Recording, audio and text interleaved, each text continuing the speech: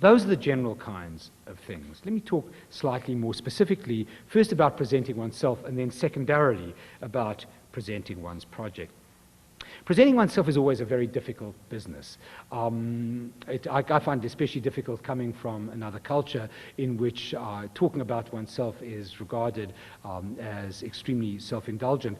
However, in this culture, and certainly in the culture of applications, one is asked to do it, and therefore one has to. When you do it, obviously you have to tread some very fine lines. Again, very obvious lines, but lines that really do demand a lot of self-reflection. One is the line between inflating yourself and your achievements, and on the other hand, appearing suitably modest.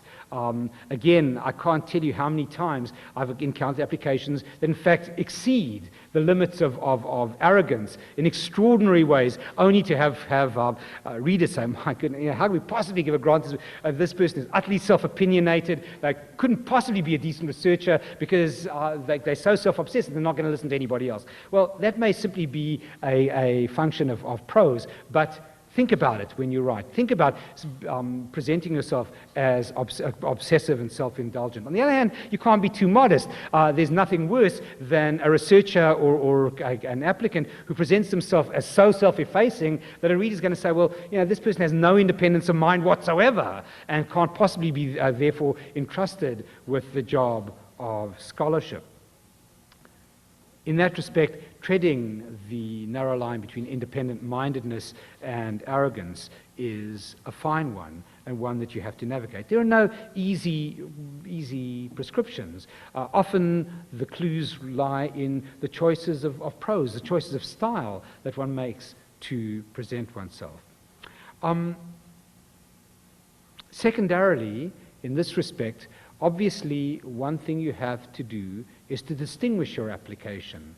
Again, what I said earlier about the sheer mass of the things means that obviously ones that stand out in some way are going to stand out in the evaluation process. At the same time, one of the ways to avoid is through gimmickry of one kind.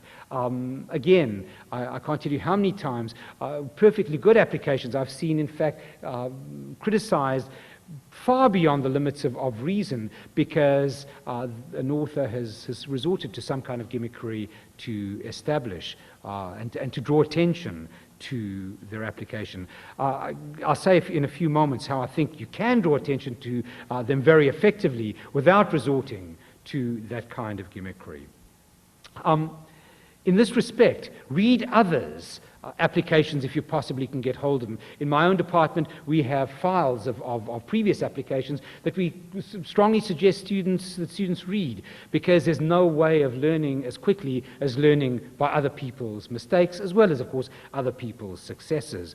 After one reads enough applications, one gets a sense of the culture of applications. One gets a sense of where other people appear to have made mistakes, and indeed where other people have come up with some really good ideas. So do that, and do it as often as you can.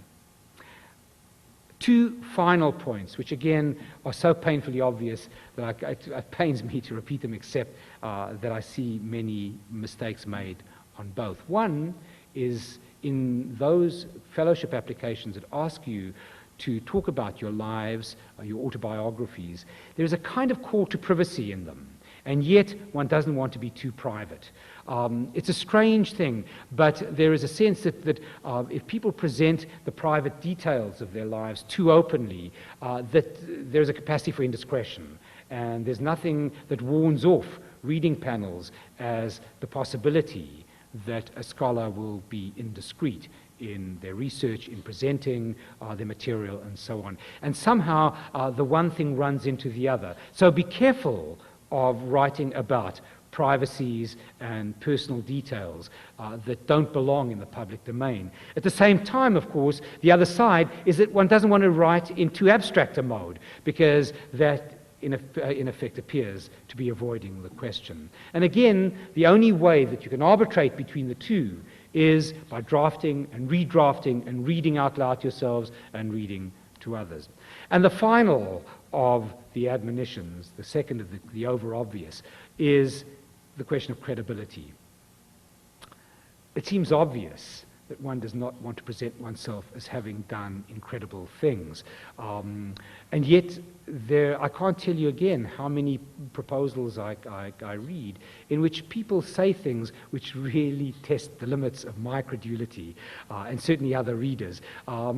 People who seem to have done everything in their lives, who have lived in a dozen countries in their first 5 years and learnt deeply about each one of them, who claim to speak fluently 6 or 7 languages and yet don't give any basis for somebody to assume that they might have learnt those languages, to suggest skills which one can't possibly have acquired given other things in one's life. I remember one of my favorite analogies of this is the question that George Bush was asked on Nightline when he first ran for president. He was being asked about the heroism of his actions during the Second World War and what he thought about as he reached the dinghy after he was shot down. And he said, "My mother and the separation of powers."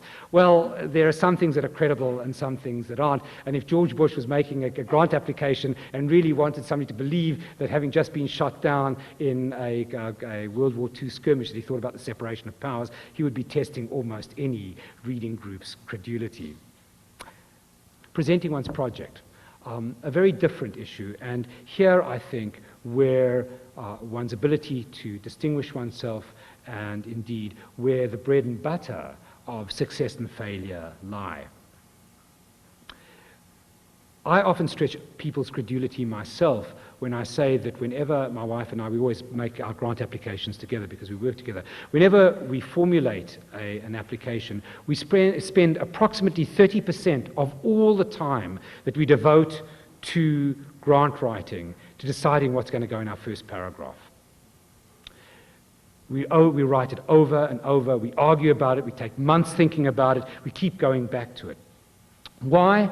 Because, in effect, one packs almost the entire message, the entire power of what it is that you want to do and why it's interesting and why it's original and why it should be funded and trusted and supported in one's capacity to manufacture a very punchy statement of a problem that you want to study in the world. Think about readers again. Think about 3 or 4 or 5 people sitting in a room discussing your application.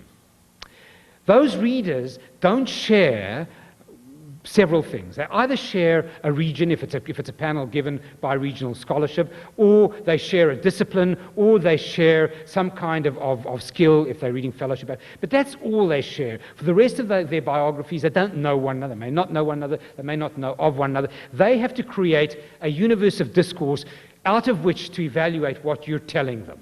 Okay? They've got to, in other words, establish a committee culture